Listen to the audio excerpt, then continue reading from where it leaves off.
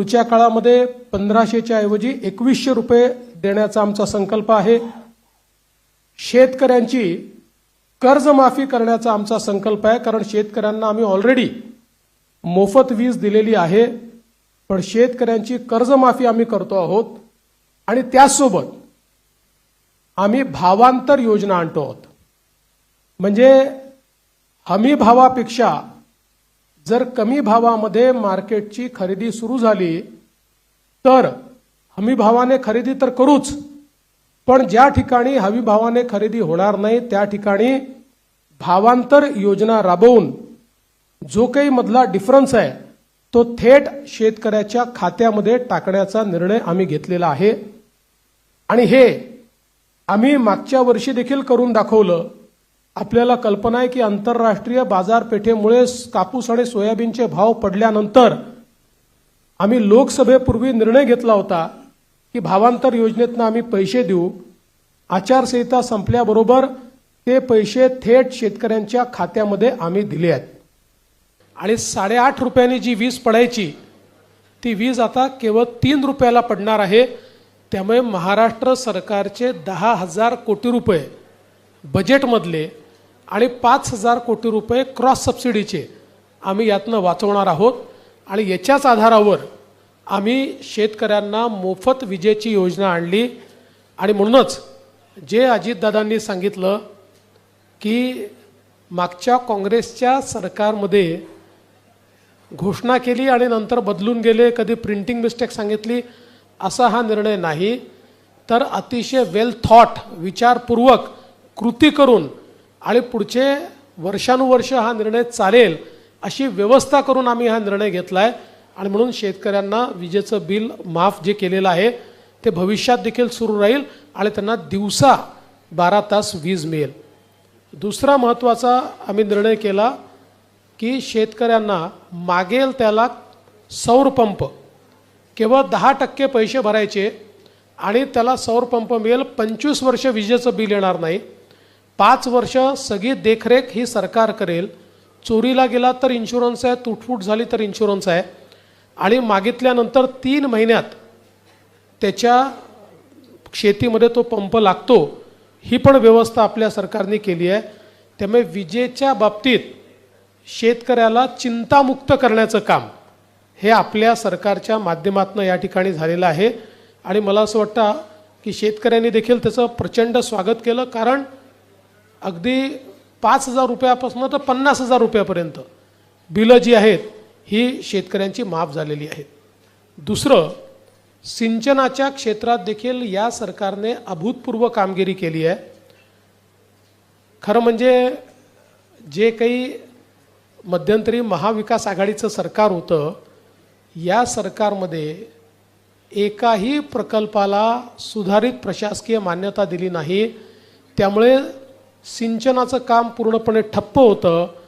आत्ता या सरकारमध्ये 145 प्रकल्पांना त्या ठिकाणी सुधारित प्रशासकीय मान्यता दिलेली आहे, ज्यामुळे 22,73,000 हेक्टर सिंचन क्षमता तयार होईल। आणि आपण बघा, सगळ्या महाराष्ट्रातल्या दुष्काळी भागामध्ये ही सगळी प्रकल्प आपण त्या ठिकाणी मान्य केलेली आहेत। अनेक दुष्काळी भागातले कामांची सुरुवात केलेली आहे, म्हणजे अगदी पश्चिम महाराष्ट्रातला दुष्काळी भाग असो, मराठवाड्यातला असो की विदर्भातला असो, कामांची सुरुवात देखील झालेली आहे। आणि सगळ्यात महत्त्वाचं जे अशक्यप्राय वाटायचं, नदीजोड प्रकल्प, वैनगंगा, नळगंगा, पैनगंगा नदीजोड प्रकल्प 90,000 कोटी रुपयाचा, नार पार गिरणा नदीजोड प्रकल्प आपण केला। पश्चिमी वाहिन्यातनं वाहून जाणारं जे पाणी आहे 55 TMC, हे पाणी गोदावरीच्या खोऱ्यामध्ये आणून गोदावरीचं तुटीचं खोरं हे बॅलन्स करून मराठवाड्याला कायमचं दुष्काळमुक्त करायचं आणि नाशिक आणि नगर जिल्ह्यातले जे काही वादाचे विषय आहेत ते पूर्ण संपवायचे, या दृष्टीनं त्याचीही कारवाई आपण पूर्ण केली, वैधानिक कारवाई पूर्ण केली। त्याच्याही संदर्भात सगळं त्याचं फर्स्ट स्टेजचं टेंडर आपण त्या ठिकाणी काढलेलं आहे। त्यामुळे यातली कुठली योजना ही केवळ कागदावर नाही, सगळ्या टेंडर स्टेजला टेंडर निघालं आहे, अनुसंधान चाललेलं आहे।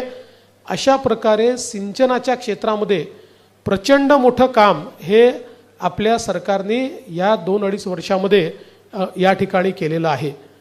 वेगवेगळे जे घटक आहेत, मग आपले निराधार असतील, विधवा असतील, पोलीस पाटील असतील, ग्रामसेवक असतील, अंगणवाडी सेविका असतील, कोतवाल असतील, होमगार्ड असतील, आशाताई वर्कर असतील, एकही असा घटक नाही की ज्या घटकाला आपल्या सरकारने दिलासा दिला नाही. आता काल परवाच होमगार्डचे जे मानधन आहे ते दुप्पट आपल्या सरकारने केलं आणि या सगळ्या घटकांना भरघोस अशा प्रकारची वाढ देऊन त्यांच्याही जीवनामध्ये परिवर्तन करण्याचं काम केलं आहे. तसंच वेगवेगळे जे समाज आहेत, मग ते आता आगरी समाज असेल, कोळी समाज असेल, गवळी समाज असेल, मासेमारी करणारे असतील, यंत्रमाग असतील, कुंभार समाज असेल, चिंपी समाज असेल, लोहार समाज असेल, सोनार समाज असेल, आर्यवैश्य समाज असेल, तेली समाज असेल, वेगवेगळ्या समाजांचे त्या ठिकाणी आपण महामंडळं तयार करून आणि त्या माध्यमातून लक्षित घटक म्हणून त्यांच्याकडे आपल्याला कसं लक्ष देता येईल हा प्रयत्न केला. आणि त्याचवेळी आपण अण्णासाहेब पाटील आर्थिक विकास महामंडळाच्या माध्यमातून 1 लाखापेक्षा जास्त मराठा तरुणांना उद्योजक करण्याचं काम याच सरकारने या ठिकाणी केलेलं आहे.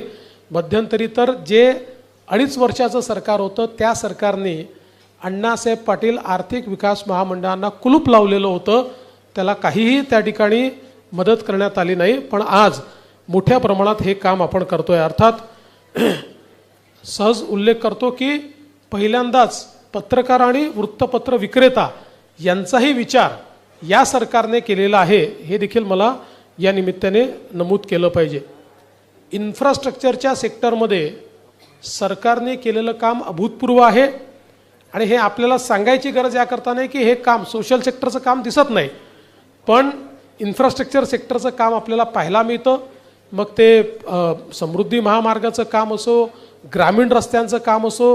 पण मला असं वाटतं की इन्फ्रास्ट्रक्चरच्या क्षेत्रात या सरकारने जे काम केलेलं आहे ते अभूतपूर्व अशा प्रकारचे. आणि वाढवणसारखं बंदर, खरं म्हणजे हे जे काही वाढवण बंदर आहे हे महाराष्ट्राला पुढचे 25-30 वर्ष महाराष्ट्राची आणि देशाची अर्थव्यवस्था हे वाढवण बंदर चालवेल. कारण आज देशाचं 60% कंटेनर ट्रॅफिक JNPTचं पोर्ट हे हँडल करतं. JNPTपेक्षा 3 पट मोठं जगातल्या पहिल्या 10 मध्ये येणारं वाढवण बंदर, ज्याच्यामध्ये 10 किलोमीटर 20 मीटर डीप ड्राफ्ट आहे. जगातलं सगळ्यात मोठं व्हेसल देखील ज्या ठिकाणी येऊ शकतं.